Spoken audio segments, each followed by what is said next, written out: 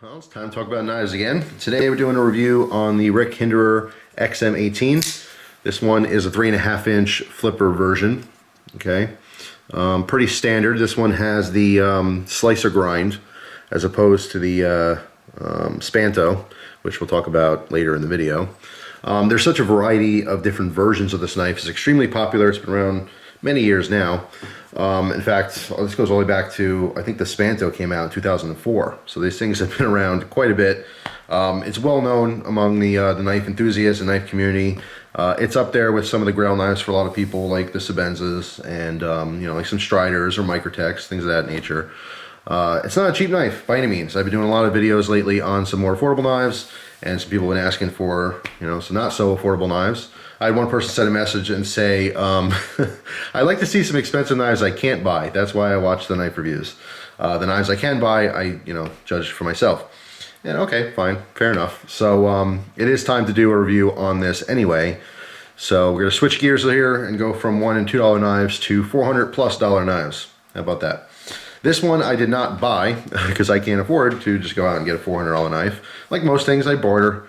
So that's how I obtained this one, is through bartering. And this is a pretty standard model. They come, like I said, in such a variety of different setups. What's really cool is that Hinderer offers all kinds of parts after the fact too. Like you can, swap the liner, you can get different scales for it, even the pins, really decorative pieces. So like, let's say you used to have an XM-18 or whatever model, and you want to kind of change it up, but instead of getting a new knife, you could spend 60 bucks or 80 bucks on a different part, or $200 on new scales, and essentially get a brand new look, but with the same knife you always loved. So you kind of freshen it up in that sense, which is pretty cool. I actually like to see a lot of production knives. I love to see $40 and $50 knives with those options, where you can go out and get a $50 Spyderco or a $60 Spyderco, and then just they sell scales for 20 bucks, so you can get a different look with your same knife you always loved. That'd be a pretty cool option. I'd like to see more of that. But anyway, there are such a variety of versions of this knife because it's just been so popular. And I remember a day when these XM-18s, before I ever got to even handle one, they would go to knife shows and they'd sell out in the first 5 minutes. Like, no joke, first 5 minutes, people would be buying these things for $400 or $500 at the show and flipping them for $1,000, $1,100, $1,200. I saw some crazy prices on these XM-18s back in the day. There was such a demand for them, and the production was just really low.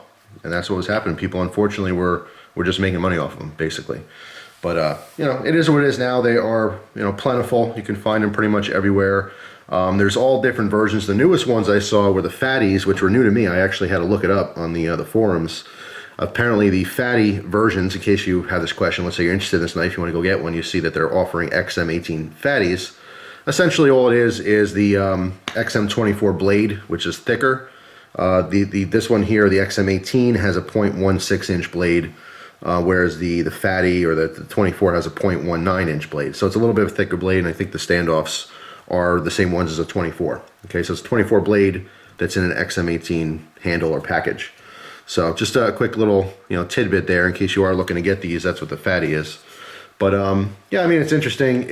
I only have experience with this particular one as far as usage. I've handled a couple dozen XM-18s over the years. I've had people send them to me to do reviews on, actually 2 different people, and both times I was so busy with other stuff I was doing that I never got a chance to review them, and I barely even used them. And to be honest, the first time the guy sent it to me, he got one brand new. I didn't want to put a scratch on it, so I barely used the thing. I cut some paper, shipped it back off to him. I said, thank you so much, I appreciate it, but look, I just don't want to beat up your knife. You know what I mean? I didn't feel comfortable using it. It's a very expensive knife, and although some people do, they want to see the reviews, they don't mind me using them and stuff. I felt weird about it, so I never really got a chance to actually, go ahead and do a full test on it, to actually EDC it and carry it and really try it out. All right, so real quick, let's talk about the packaging. It is definitely a no frills package. In fact, when I first did a little teaser video to have you guys guess what knife it is, a lot of people knew that, cardboard boxes like this. For some reason, sometimes the more expensive the knife, the cheaper the packaging. Because you know what? It is all about this. It's not about the flash.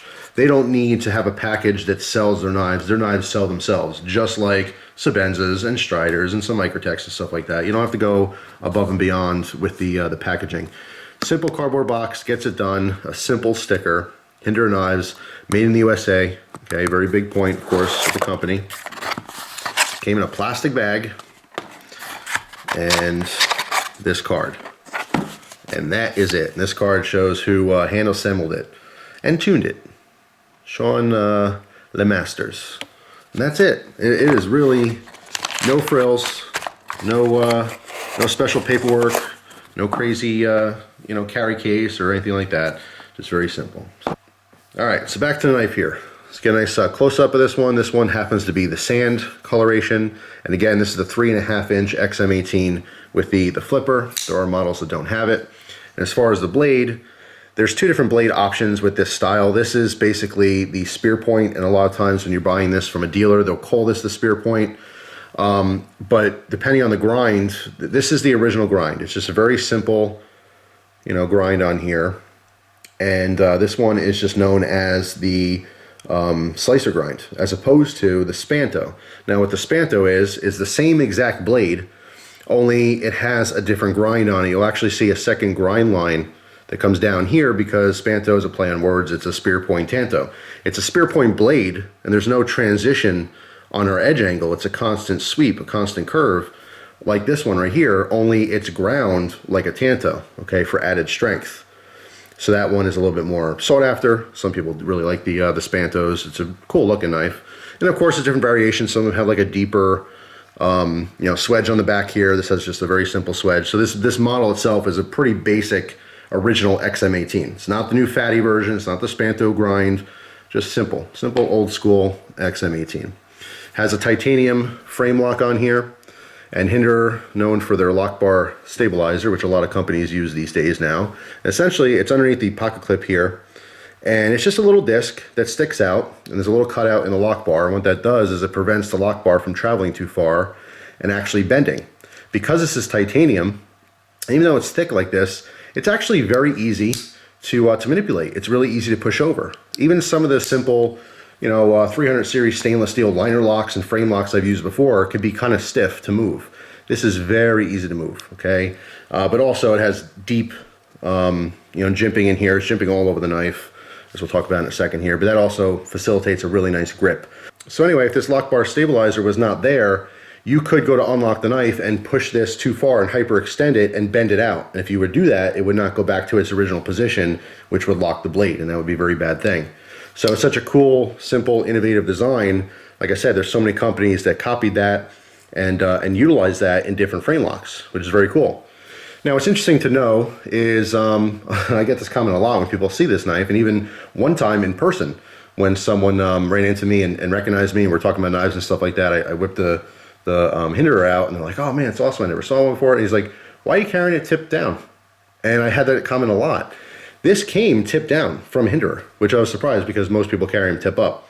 You can see it is swappable, and what's so cool is they come with a separate plate here that fills in the gap from the pocket clip itself. Something else you might notice is that the hardware for the pocket clip is simple Phillips head screws. Very, very simple. And the pivot is a simple flathead screw. Okay, little page out of Emerson's book. So now that the body, actually the standoff hardware here keeps the knife together, looks to be a Torx.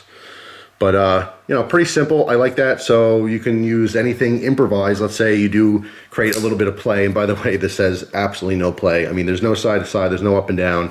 Again, when you're paying $400+ for a knife, you expect these little details. You expect that little extra. And that's what you're getting for your money. And it's kind of hard to explain to someone who's used to spending $20, $30 on knives and they're totally happy with them. You try to explain, yeah, this knife is so great because of this, this, and this, and like, $400, $500, $600. I mean, their mind's blown. They can't understand why it would be worth that. And to a knife enthusiast, a real knife buff, a knife-aholic, these are the things we look for. I mean, zero. When I say zero play, there is nothing. Okay, Lou Ferrigno can get a big grip on this thing and not find any play on it. All right, if you don't know, it's the guy who played Hulk. But anyway, those are the details you're looking for. That's what you want in a very high-end knife. Okay, and that's what you're getting in this knife. Perfect lockup, perfect centering.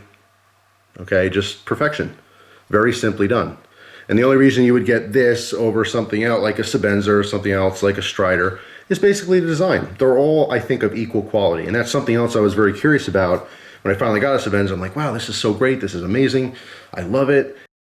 comparing it to other high-end knives in the same price range. I was comparing it to Microtech. So I was comparing it, you know, to all these different knives that were still in the same range of price. And you're wondering, why would you get this over that? Well, just because of design. That's really it. I would say, and the biggest question a lot of people have, and people send messages once I got this, is, all right, well, you know, I know you have a Sebenza. What do you think? What's better?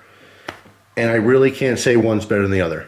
Honestly, they both are the same as far as quality. I mean, just spot on the same. Everything that's done in this knife design is just perfection. It's perfectly executed. The tolerances are super tight. The performance is amazing, above and beyond. You can see it right under the big old USA S35 VN, it's a CPM. One of my favorite steels. Probably literally my favorite steel out there. I absolutely love it. This thing stays sharp forever. Okay, I've never had one dull enough to actually need to sharpen it. Honestly, I've never had a blade, an S35 VN blade, that got dull enough to sharpen it. I don't know how hard it is to sharpen because none of them are dull. And I use them all the time, but I strop them up. So just literally a couple passes on the strop and this thing stays sharp forever. I have at least 3 or 4 other folders with CPM S35 VN, and none of them have gotten dull yet. So there's a lot to be said there. I mean, this thing is like a lightsaber. Absolutely amazing. You can see there is a cutout here, okay, so you can kind of choke up on the blade there. I do you know, warn people, obviously this edge comes all the way down to the bottom. There's no blade choil here. So although I can stick my finger there and it's comfortable, any little bit of movement, and if I ride up just a tiny bit, it will cut me. So generally speaking, if I do grip this, because I don't naturally put my finger up here, but I have done this to choke up on it a little bit, and I use the tip of my finger. I don't put it all the way down here where it's much wider. All right, I just use the tip, and it's been totally fine. No slipping or anything like that. And speaking of slipping, let's talk about all this jimping. So there's jimping on the frame here that rides up a little bit onto the spine of the blade. Very purposeful. You could see, you know, really thick the titanium frame lock side of the knife. There's also a liner in here, and then our scale, okay, because the scale is a little bit thinner, so it kind of evens up so that the thickness is the same on both sides. Very comfortable, very wide area to place your thumb. You can see, I mean, I got a fat thumb, and it's all on there. It's all grip. Okay, very nice. The actual ergonomics of the knife are fantastic. There is still, like you see, a finger choil here, and of course a little sweep cutout, which is very common on most liner locks and frame locks, because again, when you're using this, when you go to lock it, your thumb literally sweeps over to grab that lock. So any kind of cutout there is going to be, you know, very comfortable to use. And of course, when your finger's wrapped around, same deal. It's going to be comfortable against the frame here. But yeah, ergonomics, I get a full grip on this knife. It's super comfortable in the hand. A natural grip, saber grip. I mean, it's just really nice. Reverse grip. Everything locks in. Because the flipper, of course, on the back becomes our guard, it really helps to lock in the blade. So you have to see it's not just this curve here. It comes all the way out where the blade is almost hooks back down. Okay, so very comfortable. And also is nice is that on the bottom here, there's no jimping, so it's not rubbing on the top of my finger. Some flipper design knives do have jimping on the top here so that when you're pulling down, it's easier to grip here. But the problem is it also grips on the top of your finger, which makes it uncomfortable when it rubs. This does not have that, which is nice. Now, of course, you can see the flipper itself. It rides up, so there's an upward sweep, which creates a point almost. So it's almost impossible to miss this thing. As long as you're sweeping down, you're going to grab that, and it's going to you know, flip out for you. One thing I don't like about it though is because it curves up, it kind of comes to, it's not a sharp edge. Let me let that focus so you can really see this. It's not sharp where it's going to be too irritating, but it does come to enough of a point where I find it to be less comfortable to use than other flippers. That is literally the only thing I don't like about this knife design, this particular model, is that the flipper, I feel like it could be rounded off a tiny bit and still be just as functional, okay? But super smooth, shoots out, I mean, lightning fast. Like I said, very easy to disengage the lock, but it still locks up very nicely. You can see here, all right, about 40% lockup. All right, which hasn't moved at all since using the knife. You know, some cheaper frame locks, that lock bar will actually start wearing down a little bit. You get later lockup and so forth. No issues at all with that on this one. There is a lanyard hole, which is not so much a hole as it is a, you know, little oval, I guess. And it's interesting because you can see it's placed up much higher. Usually our lanyard hole or, you know, lanyard area would be down here. But of course, the blade doesn't come in contact at all with that. All right, so you can slip a nice lanyard in there. So it is bigger, so it accommodates paracord. All right, so let's get back to that pocket clip. The pocket clip design is very nice. It holds on perfectly. It's nice and firm, but you can see again smooth titanium here. No issues at all with it grabbing on the pocket at all. And like I said, I've been carrying this tip down since I got it, you know, because this is how it came from the factory. So I wanted to make sure to use it like that. However, now that I'm doing the review, when this is done, I will swap it to tip up because that's just my preference. But, you know, if a knife is tipped down, I just pull it out of the pocket differently than if it's tip up, that's all. And I do have a video, actually a 2-part series I made a couple years ago. I might have to redo that because I don't even know if they're still there. Sometimes old YouTube videos, they just disappear. Don't know what happened to them. I don't delete any of my videos, but I make so many of them that eventually I guess some of them just disappear. I guess YouTube needs the room, who knows. But if I can't find those, I might remake them. You know, just the differences between tip up and tip down and how you carry it and stuff. But yeah, I mean, pocket clip's awesome. Works perfect. You can see here with the tip down configuration, there's a lot of knife sticking out. So it's very easy to get in there and grab enough meat to hold on to. Like I said, opens up easy, cuts amazingly, like a hot knife through butter. Everything I threw at this was just, it was nothing. So easy to use. Does have a nice point on it here. It's not, you know, super acute, but again, that CPM S35VN, it's just an amazing steel. This is Rockwell to 60 to 61, extremely hard stuff.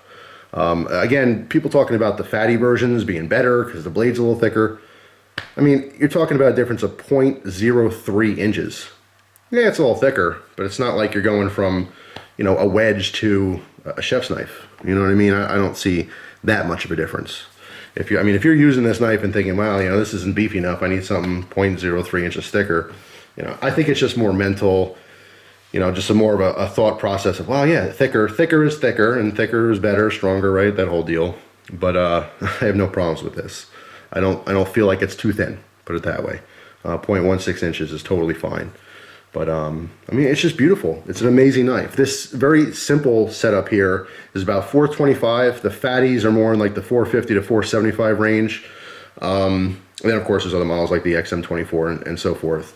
But so, like, you know, entry level, something like this, about 425 bucks. I mean, that's pretty much across the board, but depends on the premiums. If you have like a colored, you know, frame, in other words, they make, this is the tan version. I've seen the tan version with a blue anodized, you know, frame lock side.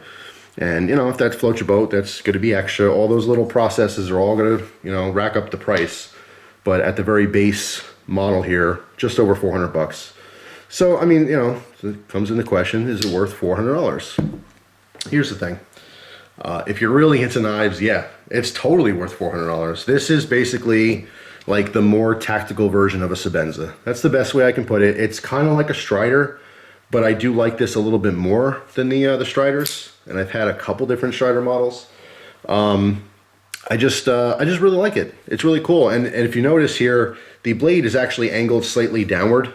Okay, you can see, I mean, overall we have kind of like a, you know, the sun setting on the horizon. It's not just a straight line across. It dips down a little bit. All right, so as you're cutting, it's right there. I really like it. It's a really cool knife. Again, the only negatives that I found in actually using the thing is that it's a little bit acute, or a little bit of a sharper edge on that flipper, so not as comfortable as you know, some other flipper models from all different price ranges, you know, cheap knives to more expensive ones. But just super comfortable. Again, the jimping's all in the frame here, in the lock bar on the bottom as well as the back.